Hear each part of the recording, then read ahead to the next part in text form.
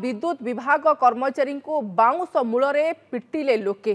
Pipili sub division अधीन section 1 bill आदायकारी team कर्मचारी को भुवनेश्वर उपकंठ बालीपाटना थाना मुकुंद दासपुर जड़े उपभोक्ता निष्ठुक माड़ मारी। पिपिली विद्युत विभाग टीम डीसी मुख्य अवसरप्राप्त सेना कर्मचारी पद्मचरण प्रधान नेतृत्व में मुकुंद दासपुर को बकेया बिल आदाय करने को जाइथिले लोके।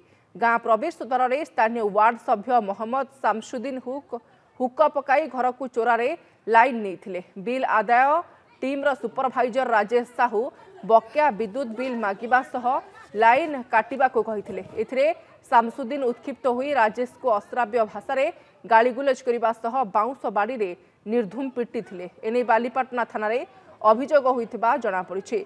पुलिस घटनार अनुसंधान जारी रखिबा सह जणको अटक रखिछि।